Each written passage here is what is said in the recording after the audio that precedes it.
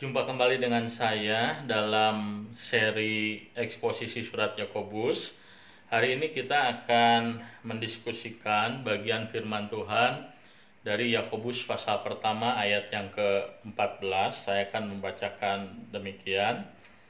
Tetapi tiap-tiap orang dicobai oleh keinginannya sendiri, karena ia diseret dan dipikat olehnya.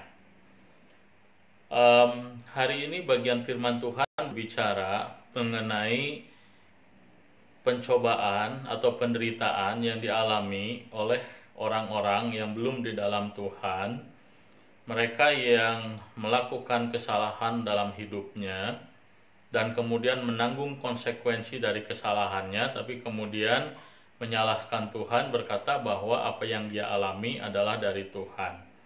Dan Yakobus di dalam ayat yang ke-14 mengatakan bahwa di dalam kehidupan manusia, dalam penderitaan yang dialami oleh orang-orang yang melakukan kesalahan, yang menderita karena konsekuensi daripada dosanya, Yakobus mengatakan bahwa sumber daripada penderitaannya bukanlah Tuhan, tetapi keinginannya sendiri.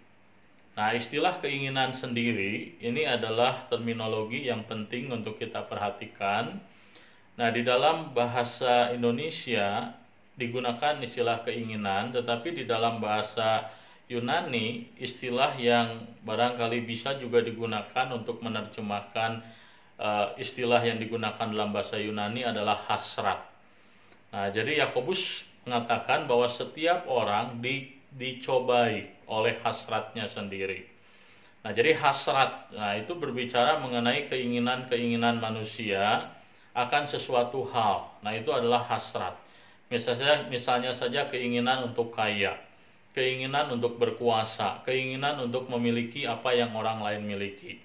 Nah, keinginan atau hasrat memang pada dasarnya adalah sesuatu yang tidak salah, itu sesuatu yang netral.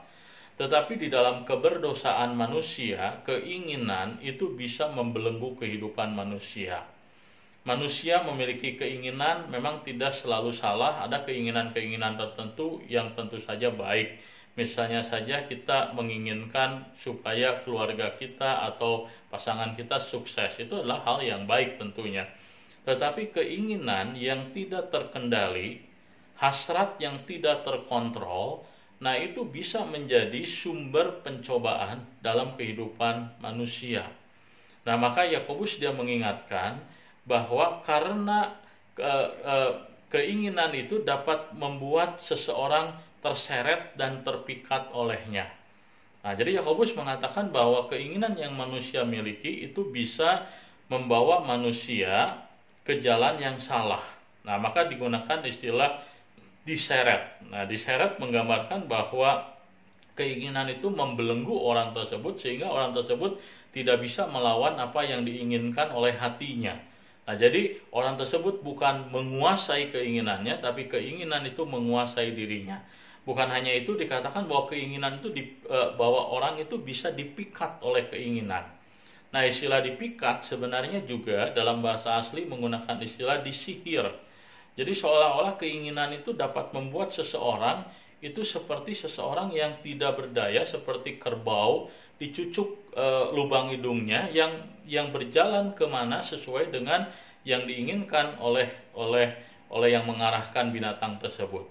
Nah, jadi Yakobus mengingatkan kita dua bahaya daripada keinginan yang bisa memperbudak kita, membelenggu kita, menyeret kita, membuat kita terus memenuhi keinginan yang ada dalam diri kita, dan bisa membuat kita seolah-olah terhipnotis, membuat kita seolah-olah tidak bisa melepaskan diri dari apa yang kita inginkan.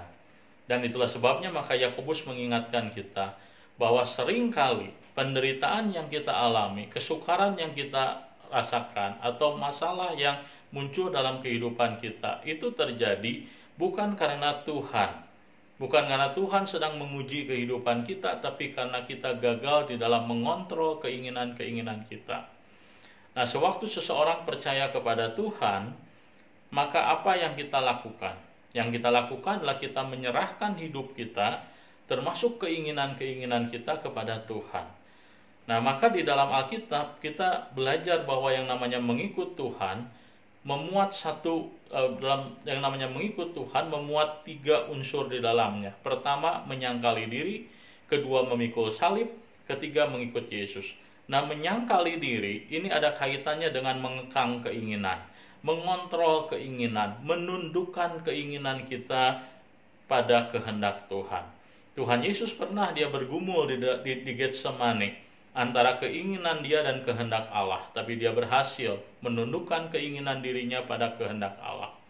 Dalam kehidupan orang percaya, dalam kehidupan orang-orang Kristen, kita betul-betul harus menguji setiap keinginan yang kita miliki. Kita ingin sukses, kita ingin kaya, kita ingin berhasil, kita ingin mendapatkan apa yang orang lain miliki.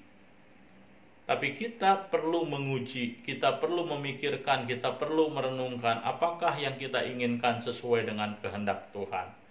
Dan waktu kita mengatakan bahwa saya sudah percaya kepada Tuhan, maka hidupku, keinginanku bukanlah milikku sendiri, tapi milik Tuhan.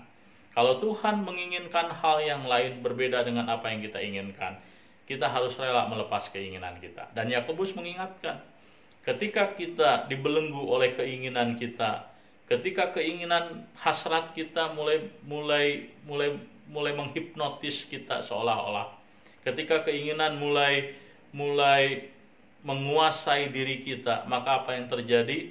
Yang terjadi kita akan diseret, kita akan ditipu, dan buahnya adalah apa? Buahnya barangkali adalah kekecewaan, kekosongan hidup, dan mungkin juga penderitaan sebagai konsekuensi kita menolak hidup untuk taat kepada Tuhan. Kiranya pelajaran kita hari ini dari Yakobus mengenai bahaya keinginan boleh menolong kita belajar di dalam mengikut Tuhan, menaklukkan diri kepada Tuhan, dan mengontrol keinginan-keinginan dalam diri kita. Tuhan memberkati.